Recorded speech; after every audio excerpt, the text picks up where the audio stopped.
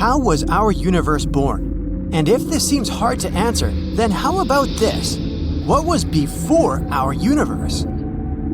While scientists are looking for the answer to the most difficult question in history, let's find out what they've come up with so far. In the 20th century, we've shed the light on this mystery, all thanks to this man, Edwin Hubble. One day on Mount Wilson in Southern California, he aimed his telescope at the sky and found out that these random clouds of gas flying everywhere are actually other galaxies, and there are a lot of them. And also, he learned something else, something that changed the world forever. They're moving.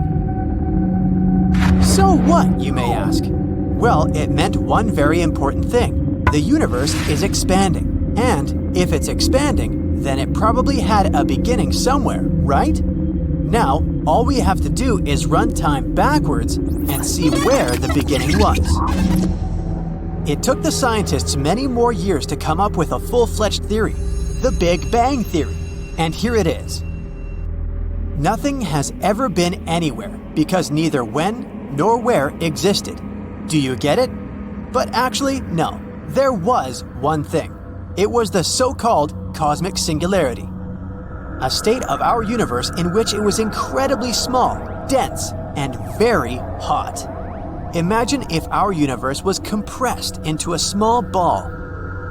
The pressure and temperature inside would be enormous. At some point, it became impossible to withstand them. And here comes the Big Bang. It was an outburst of energy and matter that created everything we see now. Time and space, basic physical forces. It also scattered quarks everywhere. These quarks, tiny particles that make up our world, were all boiling in an incredibly hot cosmic broth.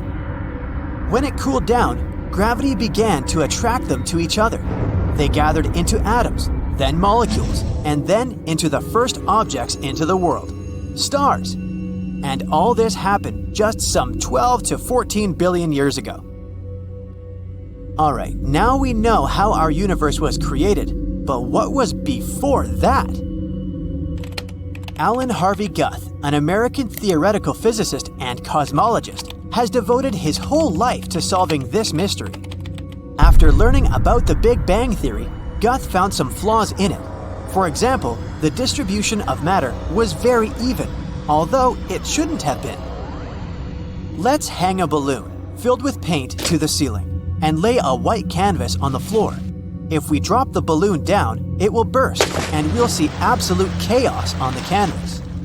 A bunch of spots scattered everywhere randomly. Neither is like the other. But that's not really what the universe looked like. Instead of throwing a colored ball from the ceiling, let's draw a small red dot on the canvas.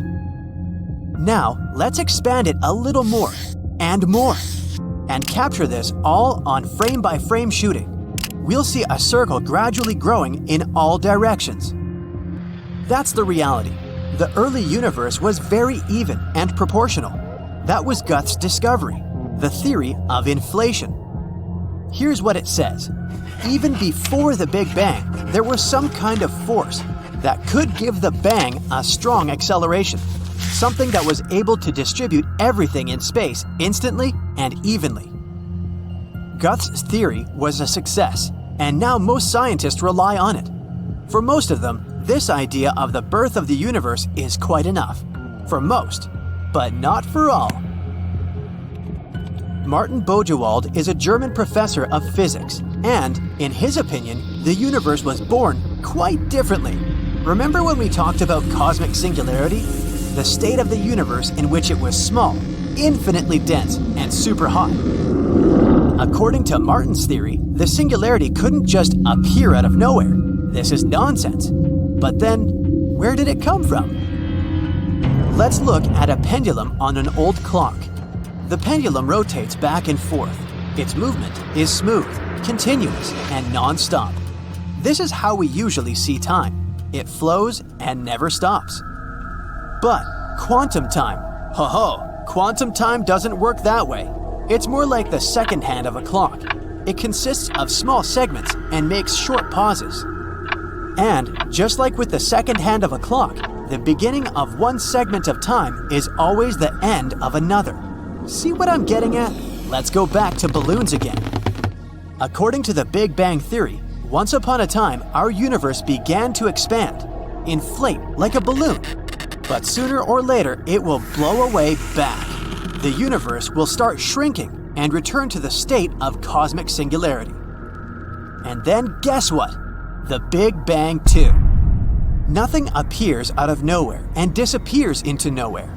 According to Bojewald's theory, the beginning of each universe is the end of the previous one. Our universe is not at all the first and not the last. Millions of similar universes existed before us and will exist after us. This theory, although it sounds very logical, is far from complete. Unfortunately, we don't have enough knowledge to find all the evidence for it, so for now, all this is just a hypothesis. But some people come up with even stranger ideas. Scientists promote such unusual theories that no one could even think of. Neil Turok, a South African physicist, and his colleague Paul Steinhardt, an American theoretical physicist, look for answers far beyond our universe. They say that yes, our universe isn't the first one. There have been and will be an infinite number of them. And not only will there be endless Big Bangs, our universe is just one of an infinite number of others. And all of us are stuck in a cycle of endless rebirths of parallel worlds. This sounds incredible and frightening at the same time. But how does it work? According to this theory, our universe is located inside a so-called brain, as in membrane.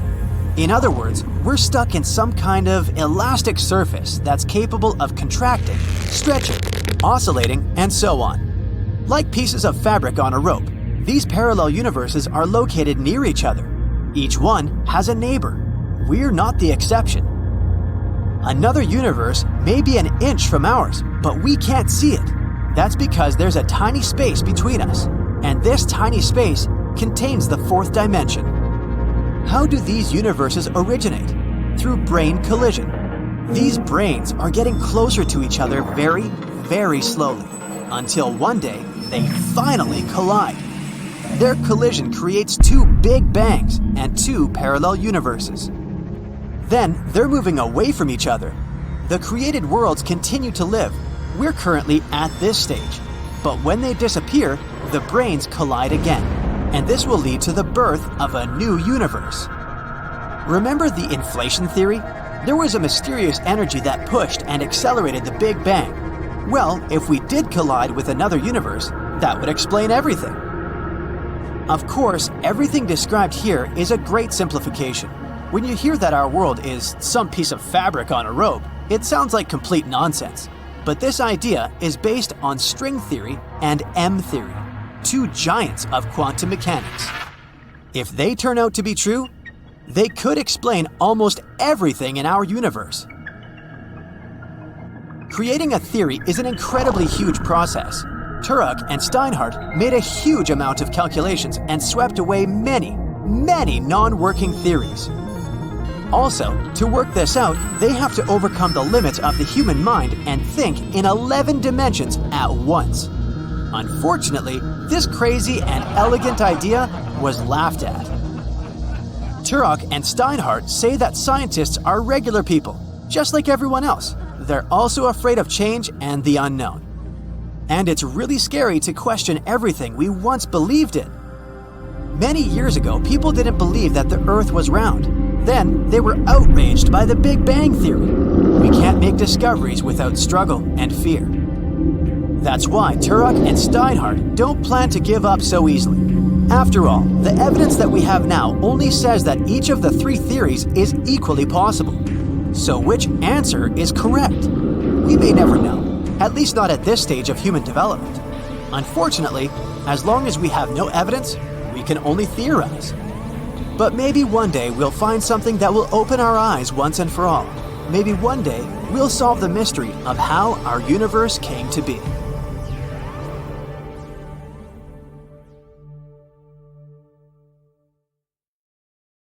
Right after its creation, the cosmos was shrouded in darkness. I mean, I wasn't there, but that's what most scientists are thinking. All of the stars were hidden behind a thick cloud of primordial gases. Then, all of a sudden, something cleared up this fog, and the universe started shining as it finally woke up. But how did this happen? 8 faint, recently discovered galaxies might hold the answer. The Big Bang created our world around 13.8 billion years ago. At first, it was just a super hot and chaotic boiling soup of particles. But over time, things cooled down, and particles could finally stick to each other. That's how the atoms appeared. Some helium, but mostly hydrogen, the very first element. And these first elements started creating thick gas clouds, which were very opaque. Then the first stars started forming. They were incredibly bright, emitting lots of light, including ultraviolet radiation. But even though these stars were shining, much of their light couldn't travel far because of that nasty hydrogen fog. The gas clouds absorbed and scattered any little light particles around. It was like the light was trapped around the stars. The Dark Ages lasted for hundreds of millions of years. Then, everything changed. Recently, the James Webb Space Telescope has spotted ancient dwarf galaxies from that epoch. Turns out, they're the ones we should be thanking for lighting up the universe. Back then, they were filled with early stars. These stars emitted tons of radiation that was so powerful that it managed not to just overcome, but break apart the hydrogen atoms in the fog. It turned them into charged particles, like particles that carry a little bit of electricity called ions. Little by little, the fog was cleared away. This process of clearing out the fog is called reionization, and this beautiful time is known as the epoch of reionization. Finally, the light was able to travel to all corners of the universe, which was a game changer, just like humans' Age of Enlightenment. To find these little igniters, astronomers used a technique called gravitational lensing. Imagine light traveling through space like a straight beam. But just like everything in our world, even time, light obeys gravity. If it's too strong, it'll literally bend the light beams. So when the beams pass near a massive object, the object's gravity pulls on them, curling and twisting their path. That's why black holes look so creepy, as they stretch stars and space around them like some whirlpools. But it's not that creepy. A regular glass or magnifying glass does something similar, hence the name gravitational lensing. When the lensing object is horrifyingly massive, it bends the light into multiple images of the same object, creating a creepy and mesmerizing structure called an Einstein ring. But if it's not that big, then the bending is less dramatic, and it just slightly distorts the shape of the background object, making it look kinda stretched. Gravitational lensing also helps scientists study things like the spooky dark matter. If the light looks stretched, and it's not just because of some obvious massive objects nearby, then it might be something invisible and heavy bending it. Since these 8 galaxies were too faint, no wonder they're almost as old as my unread emails. Scientists had to use these gravity tricks to observe them. The team studied light from galaxies that are over 13 billion years old. Finally, they focused on a galaxy cluster called Abell 2744, also known as Pandora's Cluster. And these findings helped them understand how even little fellas played a huge role in transforming the early universe. The James Webb Telescope is an incredible tool, and soon it might help us look at even earlier times, at the cosmic dawn, when the universe was only several millions of years old. Another great tool, called the Roman Space Telescope, is going to help it. It's also possible that these galaxies weren't the only helpers in this entire saga. These early massive stars were absolutely terrifying. They just don't make them like that anymore. Some estimates suggest they were 30 to 300 times more massive than our Sun, and millions of times brighter. Modern stars have some heavier elements in them, but back then, they used only the stuff available, hydrogen and helium, which is why they were so hot and shiny. But they also had very short lifespans, lasting just a few million years. For example, our Sun is 4.6 billion years old and is still going strong, thankfully. At the end of their lives, they went supernova.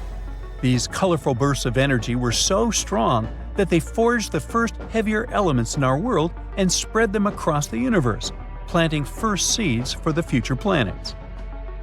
Meanwhile, the stars themselves didn't just disappear.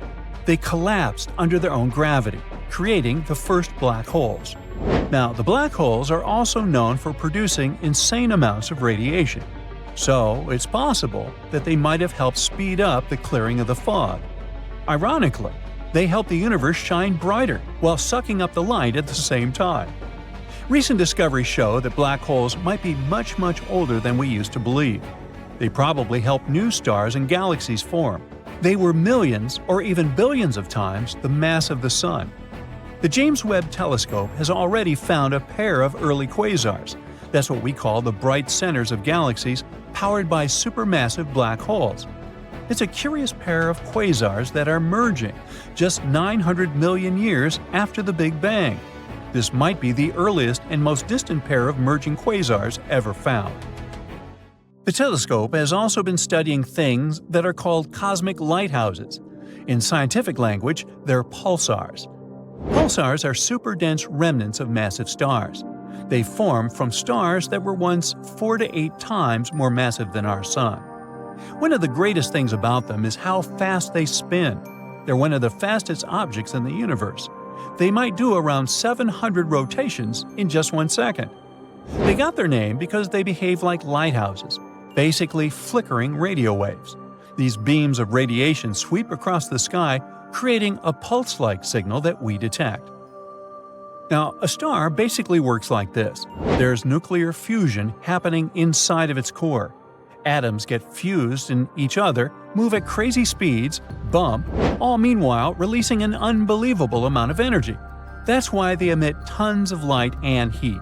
Of course, all this pressure tries to push outward, sweating like crazy to expand a star. The greatest the fusion is, the more powerful and insane the star gets. On the other hand, there's gravity that's pulling inward, trying to compress the star and keep it a nice small dense ball.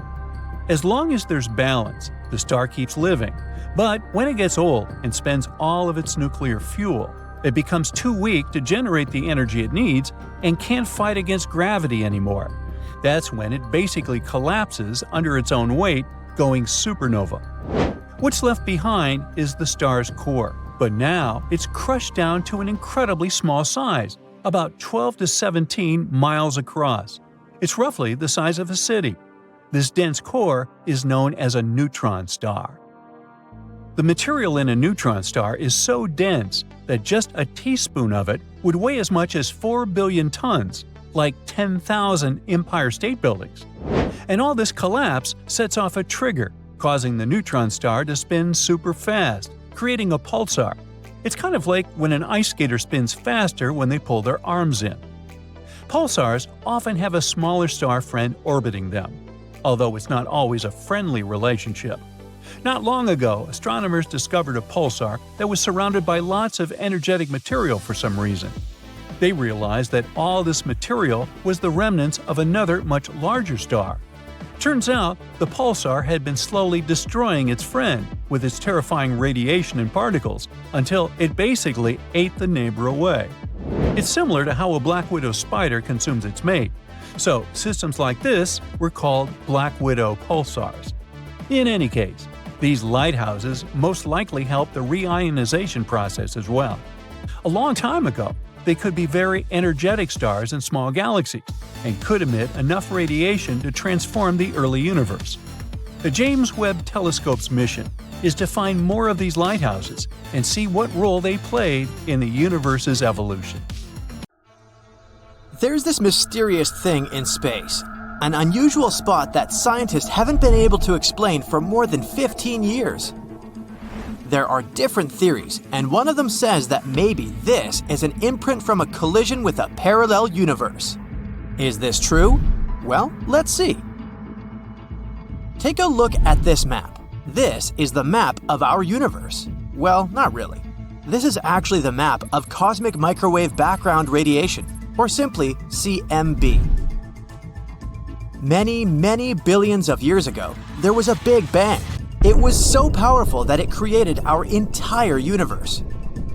And, of course, such an event couldn't occur without leaving some consequences. And these consequences are literally everywhere. The Big Bang left electromagnetic radiation, which we know as CMB. We don't notice it in our daily lives, but it's literally here, under our noses. And if you had some kind of superhuman vision, you would see how everything around you shines with this dim light. This radiation is very important. If we hadn't discovered the CMB, we would never have found out about the Big Bang. Previously, scientists believed that the universe had always existed. There was no beginning and there was no end. It sounded pretty ridiculous to us now, but less than a century ago, people were absolutely sure of it. Stephen Hawking was one of the first scientists to guess that the universe did, in fact, have a beginning. The guy was so cool that he realized this as a student while working on his doctoral dissertation. But unfortunately, he had no proof. If there was such a strong bang billions of years ago, then where are the traces? Where's the proof? Laughed people who believed in the eternal static universe theory. But don't worry, they had the proof rubbed in their faces real soon. In 1965, astronomers Arno Pienzas and Robert Wilson discovered CMB, and that was the first grandiose proof of the Big Bang. It turned out that radiation was everywhere. We just didn't notice it. In fact, at first, Pienzas and Wilson themselves mistook it for the noise of a big city, or pigeons, or something else. For their discovery, which turned the world of science upside down, they received the Nobel Prize. Alright, so people learned that they were surrounded by electromagnetic radiation. Then they started collecting more data about it. They accumulated more and more info over the years until they made this very map. This is a map of CMB temperatures. But while creating it, scientists discovered something unusual. Let's take a look at this map. It looks like a large and diverse pattern of cold and warm places. But in reality, our universe is quite uniform. All temperatures on this map are close to -455 degrees Fahrenheit with very little difference. All temperature fluctuations between these places are small, and each tiny speck actually spreads over millions of light years. So everything in our world is pretty calm and stable, except for one point. This cold spot right here. Astronomers first discovered it in 2004. First, it looked like nothing unusual. It's just a region where the temperature is below average for a couple of microkelvins. But remember, we're not talking about a small area. This is a giant cold region. It's literally billions of light years in size. Wait, the scientists thought, this can't be true. The universe should be consistent everywhere. According to our standard model, this cold spot simply shouldn't exist. But it does exist though. This isn't just some mathematical error, it's right there. So what is this cold spot, and how did it appear? Astronomers have been trying to find the answers to these questions for years. Even now, we have only a few theories. So let's discuss them all. Theory 1. Cosmic texture. This idea was brought up at the end of 2007. Then scientists suggested that this cold spot could be the hills of space. In other words, it may be a bumpy region of the universe, just part of its texture. But that's a silly explanation, so this theory was quickly discarded. Theory 2. The supervoid. This hypothesis was considered the most plausible for a while. It stated that the cold spot was actually the so-called supervoid. It's a terrifying, dark place of our universe with almost no galaxies. And because it's an empty region with almost no stuff in there, it seems cold to us. However, this theory was refuted in May 2017. After carefully examining the cold spot, scientists found out that there were no signs of a supervoid there. Moreover, voids and supervoids, which actually exist by the way, are still very small in size. The cold spot is literally thousands of times bigger than them, so there must be some other explanation. And there is one, perhaps the most bizarre of them all. Theory 3. A parallel universe. This controversial idea was put forward by cosmologist and theoretical physicist Laura Mersini-Houghton. She suggested that the cold spot could be an imprint from the collision of our universe with a parallel one. Standard cosmology cannot explain such a giant cosmic hole, says Mersini-Houghton. This is the unmistakable imprint of another universe beyond the edge of our own. Her assumption is based on the theory of the multiverse. This theory says that there's actually an infinite number of universes like ours in the world. They constantly collide with each other, giving each other a push which creates a new Big Bang. So maybe the cold spot is a bruise from such a collision. For quantum mechanics, such crazy theories are pretty common, but for standard physics and our simple understanding of the world, this is earth-shattering. Of course, we need strong evidence. And Mersini-Houghton's team has begun to work on it. Professor Tom Shanks from the Center for Extragalactic Astronomy at Durham University also participates in this research. The craziest sounding of the exotic models for the explanation of the cold spot, the multiverse is actually the most standard in terms of our current model of the universe, he wrote in one of his works. So, what evidence do we need? Well, our cold spot is located in the southern hemisphere. According to Shanks, if there really was a collision between two universes, we should find another cold spot, and it should be in the opposite northern hemisphere. If astronomers actually found it, this theory would be confirmed, and it'd become the first proof of the existence of a parallel universe. But it's not that easy. To find a second spot, we need the latest, highly sensitive telescopes. We also need to find out some info about the nature of dark energy, how it affects space, and, in other words, there's still a lot of work to do. Not so long ago, scientists actually believed they had discovered the second spot. Researchers from New Mexico thought they had found it in the northern hemisphere. But unfortunately, this is likely to be a mistake. The map these researchers used had a high measure of randomness, so it's possible that their discovery is just an accident caused by other voids. So, basically, we haven't found another cold spot so far despite careful analysis. But again, even the best modern equipment is not perfect, and it doesn't mean that there's no second spot. It just means that we haven't found it yet. But if one day we did find it, it could change the world of science forever. We'd confirm not only the theory of parallel universes, but also the famous string theory. It could explain everything that occurs in our world. But if this happens, we'll get even more questions than we already have. How did these two universes collide? How does it all work? So far, it's all just guesswork. We can't claim that the cold spot is a print from the collision of parallel universes. But we can't refute this either. Actually, we may never know the truth at all. But it's still interesting to strive for it. The universe is a big, mysterious, and ever-changing place. But just like we have baby photos that show how we looked when we were little, scientists also have a baby picture of the universe. Only they were able to look 14 billion years into the past. How is it possible? Well, let's figure it out.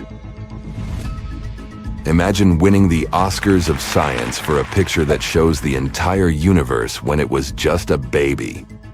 Scientists achieved this fantastic feat using NASA's Wilkinson Microwave Anisotropy Probe. To take this picture, they built a super cool satellite, launched it into space, and collected massive amounts of data about the universe. This image turned out to be a cosmic treasure trove. It helped answer some of the universe's biggest questions, but also revealed a few new mysteries. This groundbreaking data confirmed the standard model of cosmology and told us that our universe is around 13.7 billion years old. Plus, it showed us that the elements in our regular periodic table make up only a tiny fraction of the universe's recipe. To be honest, this is not quite a photo in the usual sense. Of course, we cannot actually photograph what happened so long ago. The picture we're talking about is called the cosmic microwave background, or CMB for short. Now, the CMB is like a faint glowing light that fills up the entire universe in every direction. These clues that can help us understand how the universe evolved into what it is today. CMB is a super cool glow that fills up the entire universe. You see, when you look through a regular telescope, the space between stars and galaxies seems pretty dark. But with an amazing radio telescope, we can actually detect that this empty, dark space is filled with a super faint and even glow. This glow is all around us, and it's not coming from any star or galaxy. This is the cosmic microwave background, and it's strongest in the microwave part of the radio spectrum. The CMB is a frozen treasure, super chilly at around minus 455 degrees Fahrenheit. Bruh, that's colder than any winter you've experienced. This ancient light formed about 380,000 years after the Big Bang, which happened around 14 billion years ago. So we're looking way back in time. In the beginning, the universe was like a thick fog of incredibly hot plasma. It was almost 500 million degrees Fahrenheit. It was so hot that atoms couldn't even exist yet, only wild electrons and protons bouncing around like crazy. Because of this super hot fog, any light that tried to travel got scattered by those mischievous electrons. It was basically like trying to see through a foggy car windshield. But then, the universe started expanding in all directions, just like a cosmic balloon getting bigger and bigger. And it's still expanding today. As the universe did that, it began to cool down. When it turned 380,000 years old, it finally cooled enough for electrons and protons to come together. These tiny particles started to combine, forming mostly hydrogen atoms. When that happened, the universe finally became transparent, like a clear window. The moment of this magical transition is called the recombination epoch. Once the foggy era ended, the light could travel freely. The universe became like a vast playground for light to bounce around and explore. And, as you know, light has a certain speed, 186,000 miles per second to be specific. And it takes some time for light from distant places to reach us. So, in other words, the CMB is the oldest light in the universe. It's like a capture from a moment when the universe just started to become clear and transparent. As this light traveled through space, it went through all sorts of adventures, like the formation of stars and galaxies. Along the way, it lost some energy and transformed into microwaves, which our eyes can't see, and that can be detected only with special tools. Also, there are some tricky things that can mess with the data. For example, galaxy clusters. These are big groups of galaxies hanging out together in space.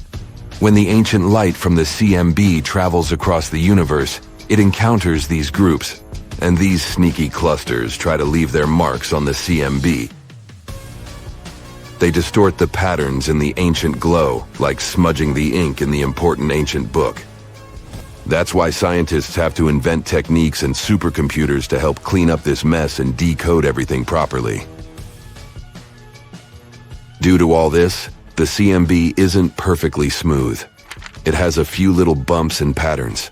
These weird patterns make it unique, kind of like the universe's fingerprint. Scientists have been using amazing tools like the Cosmic Background Explorer and Wilkinson Microwave Anisotropy Probe to study these patterns. The COBE, our cosmic camera, took the first ever map of the sky in microwaves from 1989 to 1993. Why do we study it?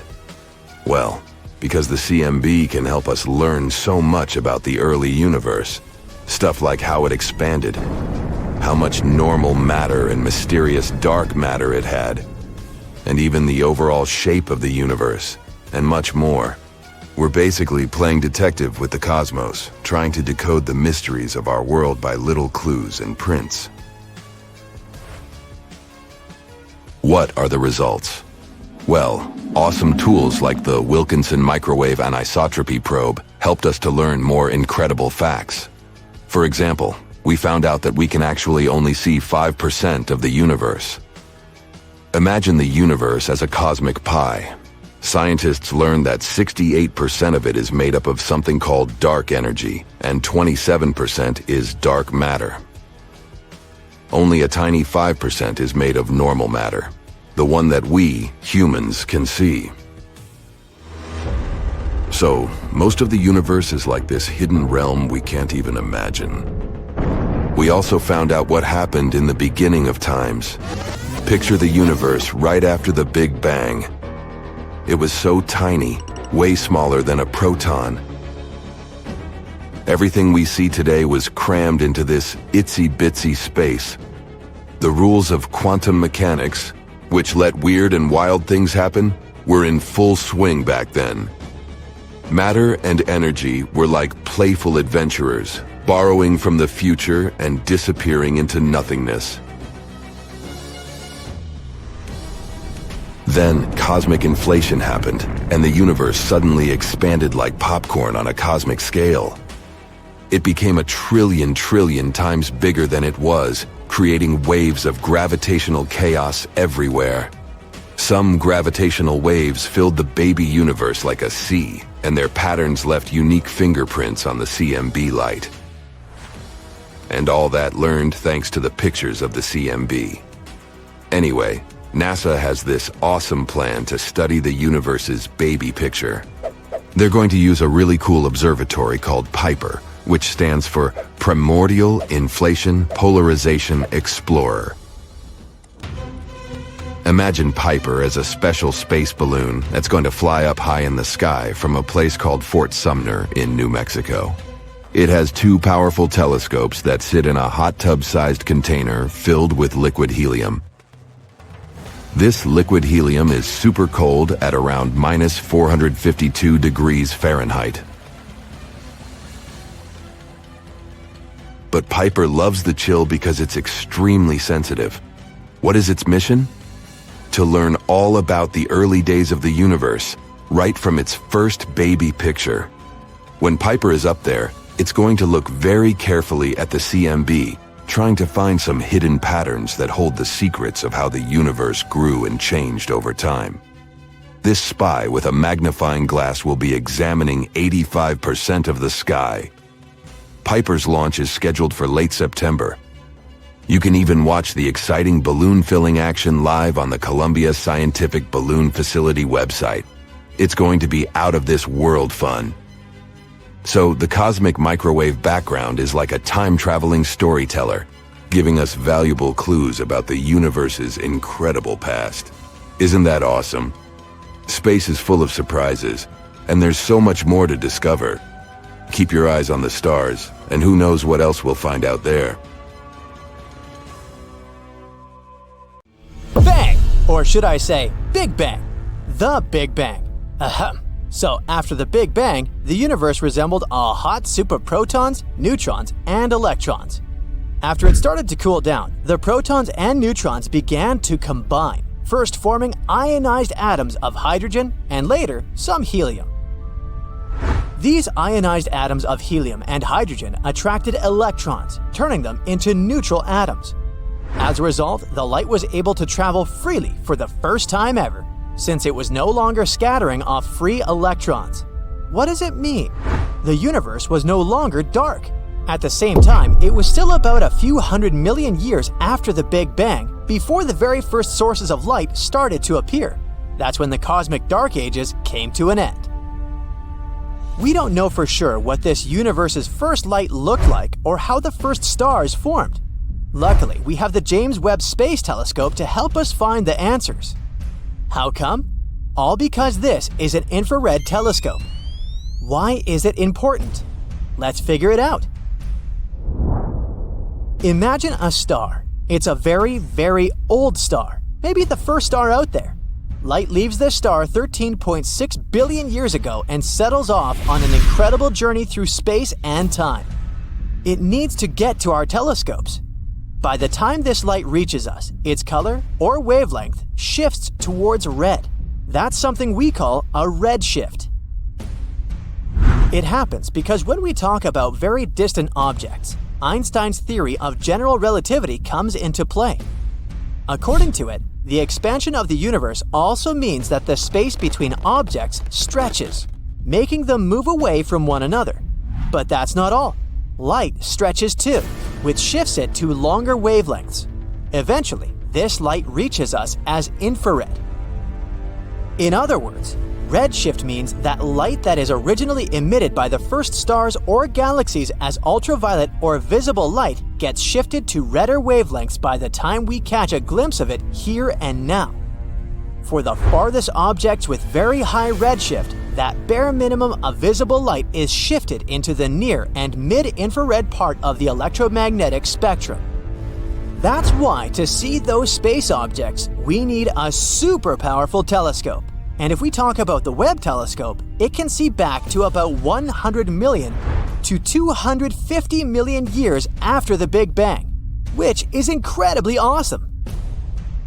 So by observing the universe at infrared wavelength, James Webb lets us see things no other telescope has ever shown before. The primary goal of this incredible piece of equipment is to study the formation of galaxies and stars that formed in the early universe. To look that far back in time, we need to look deeper into space. All because it takes light time to travel back from there to us. So the farther we look, the further we glimpse back in time. To find the first galaxies, James Webb is going to make an ultra-deep near-infrared survey of the universe. Then it'll follow it up with a few other methods of research. Now, as you remember, the gas between stars and galaxies in the early universe was opaque, and energetic starlight couldn't penetrate it. But then, about 1 billion years after the Big Bang, it suddenly became completely transparent. Why? The James Webb telescope might have found the reason. At one point in the past, the first galaxy's stars emitted enough light to ionize and heat the gas around them. This helped clear the view over hundreds of millions of years. The newest insights scientists got were about a time period called the era of reionization. That's when the universe underwent some dramatic changes. After the Big Bang, gas in the universe was unbelievably hot and dense. Hundreds of millions of years passed, and it cooled down. But then, something baffling happened. It was as if the universe hit the repeat button, and the gas became ionized and hot once again. It could have happened because of the formation of early stars. After that, millions of years later, this concoction became transparent.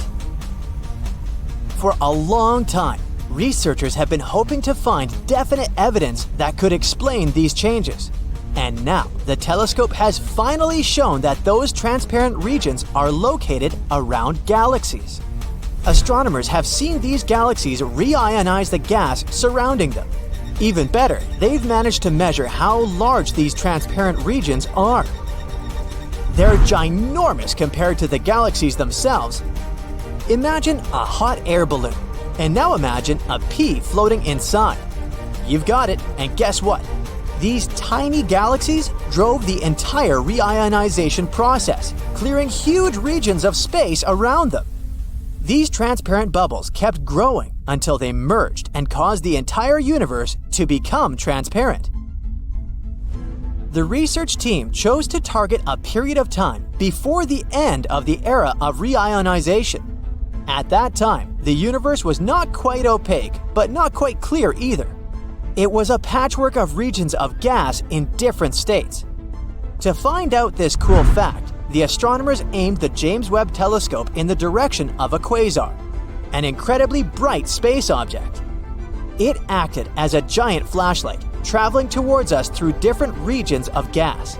It was either absorbed by the patches of near opaque or moved freely through the areas where the gas was transparent. The scientists then used Webb to examine galaxies in that region of space. They found out that these galaxies were usually surrounded by transparent regions with a radius of about 2 million light-years. For comparison, the area the galaxies cleared was almost the same distance as the space between our home Milky Way galaxy and our nearest neighbor, the Andromeda Galaxy. And the telescope witnessed those galaxies in the process of clearing the space around them. It was the end of the era of reionization.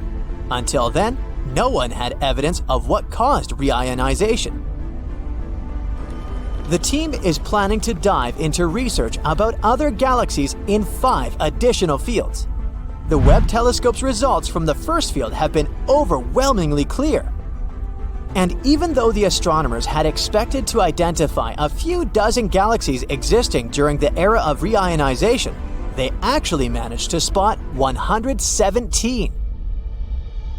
Now, let's talk a bit about the main hero of today's show, the James Webb Space Telescope. It's an absolutely stunning piece of equipment which is around 100 times more powerful than the Hubble Space Telescope. And the latter has observed places that are 13.4 billion light-years away. The James Webb Telescope is also on the pricey side, to put it mildly. Even though originally the cost of the telescope was estimated to be just $1 to $3.5 billion. The whole development process cost around $10 billion. For comparison, it cost NASA $4.7 billion to build and launch the Hubble telescope, and it was another $1.1 billion to fix it in orbit. Even though the James Webb Telescope itself is 3 stories high and the size of a tennis court, its mirrors are the lightest large telescope mirrors of all time. During the manufacturing process, they underwent a 92% reduction in weight. When you look at them, the telescope's mirrors seem to be gold, but in reality, they're made of beryllium. This is a steel gray, lightweight, and brittle metal. A gold coating is applied to each mirror, that's true, but they can't be produced entirely out of gold, since this precious metal tends to expand and contract, even with small temperature changes.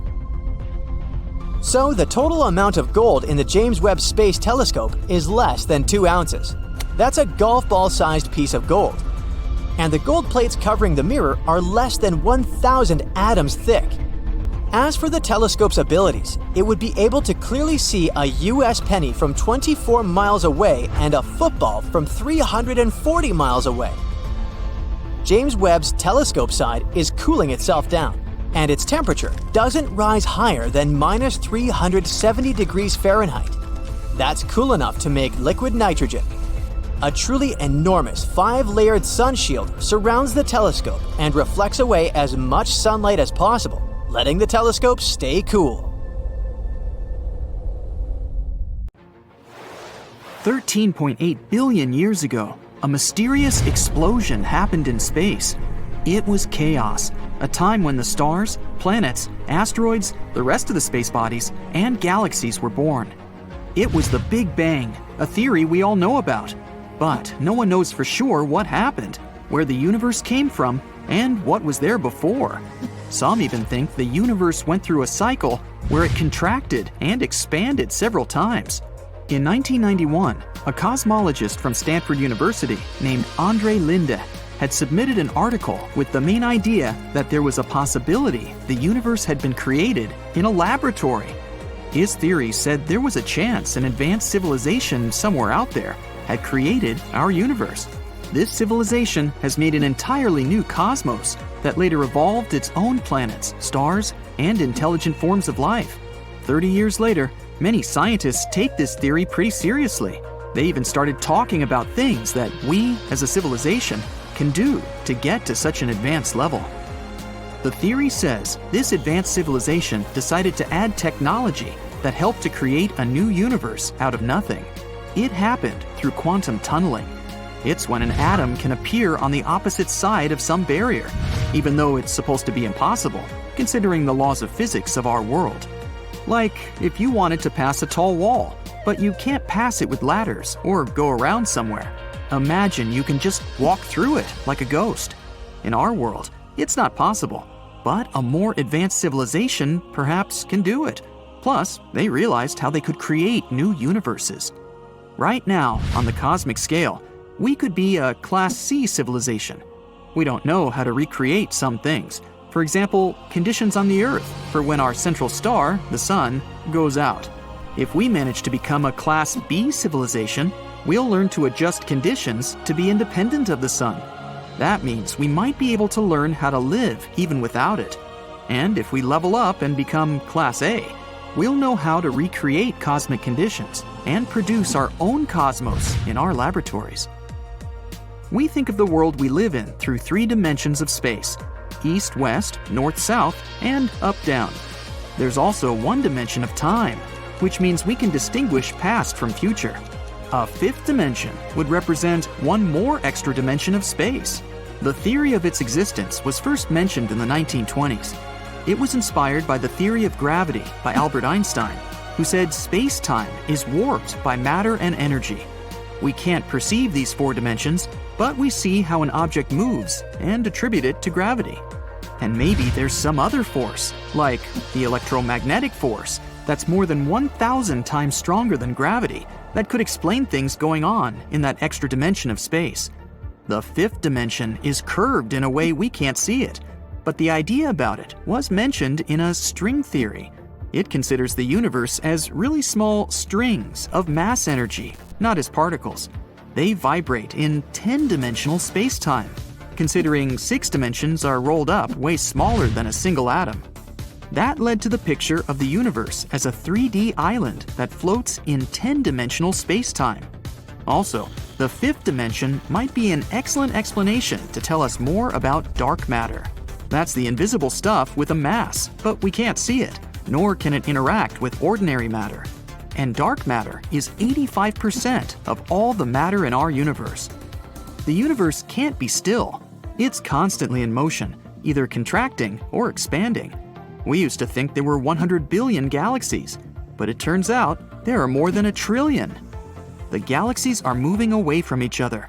This is what it means when scientists say the universe is expanding all the time. There are voids between galaxies that sometimes stretch millions and millions of light years across. They can seem empty, but they can also contain way more matter than we can find in galaxies. Still, stars usually can't be formed there because the matter between those areas has lower density. But there's still plenty of so-called intergalactic stars. A good example is the Virgo galaxy cluster, 10% of which are intergalactic stars. We don't know how exactly they got there, but there are 2 possible ways. 1. Stars can collide, merge, or pass close to another galaxy, which can kick it off from its parent galaxy. Option number 2. A supermassive black hole can accelerate a star to very high velocities if they have a close encounter, which can, again, make a star be expelled from its parent galaxy. If you could have a giant magnet, you could even pull something out from the vicinity of a black hole. That's possible if the magnetic field near a supermassive black hole is as strong as the black hole's gravitational field. But it doesn't work if we're talking about material that's already beyond the black hole's event horizon. That's a spot with a gravitational force so powerful, not even light can get away. You'd need to accelerate this material to the speed of light, at least, to get away. For that, you'd need an infinite amount of energy. But a magnet could help if something's heading toward the black hole but didn't get inside yet. When someone mentions a black hole, you might get a picture of some giant void in space, but the Milky Way is most likely full of thousands of smaller black holes that float around the galaxy. When a star comes to its end, it will destroy itself in a supernova explosion, which is a cataclysm of energy.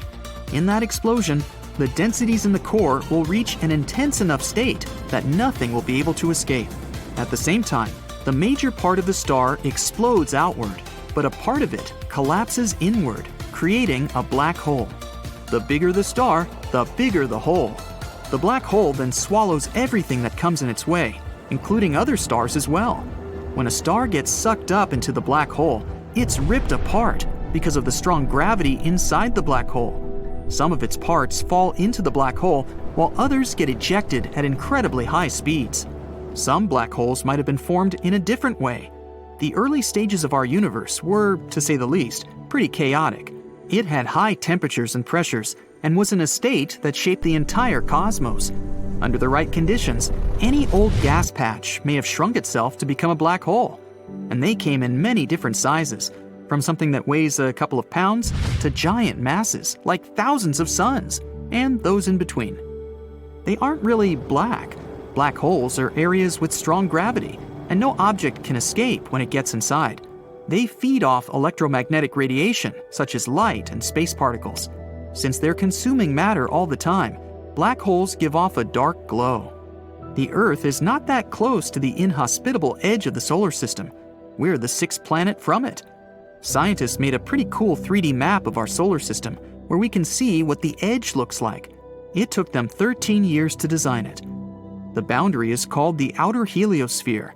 It marks the area in space where the solar wind, which is the stream of charged particles our sun emits, gets deflected and draped back by the radiation coming from the empty region beyond our solar system. The inner layer of the heliosphere is where the sun and the planets have a rough shape of a sphere, while the outer layer is not that symmetrical. This asymmetry happens because our sun is moving through the galaxy and goes through friction with the radiation in front of it. Bang.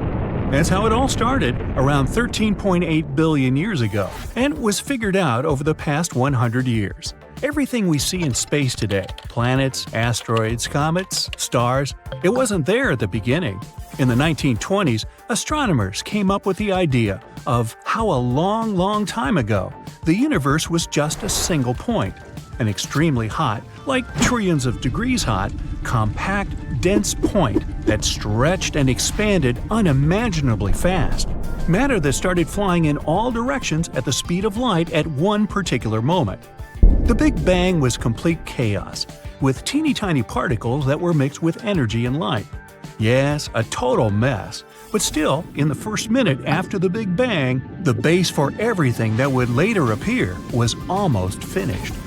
It was hot only during this huge blast. As soon as the expansion started, the universe began to cool down, similar to when gas cools when you spray it from an aerosol can. During that process, part of the energy kinda froze out, just like the water freezes into ice. Here, pure energy got frozen and solidified into matter. 1 minute after the bang, the cooling thing was still going on, extremely fast and literally everywhere at once, since the universe really doesn't have edges. It wasn't just a compact dot anymore. The base for further expansion and all that's coming was being formed. Remember those tiny particles from that first boom stage of the universe? They started grouping together, which formed atoms of helium and hydrogen. It took about 3 minutes for most of the helium and all of the hydrogen in space to be made. These two are the most common elements and the basic materials that later formed the first galaxies and stars. Just because the base wasn't finished doesn't mean the creation of the universe stopped after those first couple of minutes. True, after that, no new elements were created for millions of years, which is why the initial version of the universe was entirely helium, hydrogen, and energy. But eventually, atoms began to slowly group together, which, after lots and lots of time, caused the creation of galaxies and stars.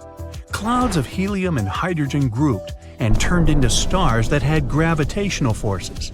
Our sun is also made of 3/4 hydrogen, while the rest is helium. 1/4? Yeah. At later stages, some other, heavier elements started to show up too, such as carbon, iron, oxygen, and so on. It wasn't all about chemical processes where new elements, stars, or planets kept coming. The whole universe has been expanding ever since the Big Bang. Researchers realized other galaxies are kind of moving away from ours. Guys, you need to stop doing that. How will we discover alien life out there if you keep running away all the time? And not just that. The farthest galaxies are actually moving quicker than the ones closer to our galaxy, the Milky Way. The universe is fabulous, unknown, mysterious, scary, and completely silent. Imagine yourself floating in your spacesuit somewhere above Earth. All you can actually hear is the sound of your own breathing, nothing from out there. Since there's no atmosphere, sound doesn't have a way to travel or be heard. Speaking of spacesuit, that thing costs around $12 million.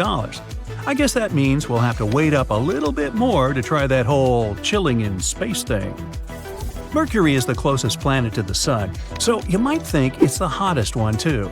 And yet, Venus actually takes the title of the hottest planet in our solar system, with the surface baked by a temperature of 840 degrees Fahrenheit. Fair enough. Mercury doesn't have an atmosphere, which is in charge of regulating temperature, so it loses the race for the title of the hottie of the solar system. Venus also has pretty long days. Just one takes around 243 Earth days. Now that comes in handy for those people with pretty long to-do lists, who like to take it easy and slow. However, Venus orbits the Sun in 225 Earth days, which means 1 year there lasts 18 days less than a Venus day. You can have 2 birthdays in 1 day then? Well, 2 birthdays in a day could be one of the good sides, but the downside is that on Venus, it rains sulfuric acid and snows metal. Not so fun anymore, huh? The Earth is cool itself. Being 4.5 billion years old and the only known planet that supports life, it also has more trees than there are stars in the Milky Way. 3 trillion, while there are only 100 to 400 billion stars. We may have counted trees, but still, so little do we know about our ocean. Only 5% of it is explored, so we know less about it than about Mars or the Moon, whose surfaces have been fully mapped. It's funny how outer space is just 62 miles away from us, counting from above sea level on our planet. Seems so close, I sometimes go that distance just to have my breakfast. And yet, only 5% of the universe is visible from Earth. 68% of it is dark energy, while 27% is dark matter, which we can't see with a telescope. So close, yet so far. We will always see the same side of the Moon, no matter where we are on Earth. The Moon rotates on its axis at the same speed it orbits the Earth. This is called synchronous rotation. Sunsets on Mars are blue. That happens because the fine dust on the red planet has the size perfect for blue light to efficiently penetrate the atmosphere of Mars. So the blue light scatters, after which it stays closer to the direction the sun goes, unlike the light of other colors. The universe is full of wonders, and one of them is a planet made of diamonds. Yay! It's twice bigger than the Earth, and scientists believe it's mostly covered in diamond and graphite. Now to get there, you might probably need that $12 million spacesuit, together with a really expensive ship. But if, and that's the key word here, you manage to go there and back, you may even easily pay it off. Scientists also have some predictions as to the end of everything. Oh boy, ready for this? At its early stages, the whole universe was dense and compact, so it was really thick. But after around 400,000 years, it kept expanding, which made it more transparent. All of this encouraged releasing light we know today as the cosmic microwave background, or CMB. It's like if you turn your TV on an empty channel and switch off the cable, you'll see the static black and white dots moving on your screen. There's something like the CMB, and also an afterglow of all that energy that was released during the Big Bang. CMB is still here. Astronomers can see it through the microwave telescope. Expanding never actually stopped. The universe is still spreading every second at an unbelievable speed, causing all the objects in space to move away from each other all the time. How repelling. We know it because the sun from other galaxies appears redder than it's supposed to be. This is called redshift, and it happens when the source of light moves further from the one who's observing it. Then there's gravity. It attracts all objects in the universe to each other, which is the reason why planets keep orbiting the sun, or why our solar system orbits the center of the Milky Way. It's why we stay on the ground, while in space we'd float since there's no gravity up there. Having all this in mind, scientists got the idea that one day the universe will simply take the opposite direction and start shrinking back, which will be known as the Big Crunch. Whether this really happens depends on the type of our universe. If it's open, it'll keep expanding and nothing will ever stop it. But over time, as it's stretching, the density will become so low, galaxies won't be able to form new stars, and the existing ones will fade away. When space loses all the light and heat, life won't be possible. The universe will just remain as a cold beyond, which will keep spreading thinly into endless darkness. And then, big crunch or not, bang! It all disappears. Hey, good thing we have billions of years ahead of us, huh? Well, maybe you. I won't be around then. I'm going to retire.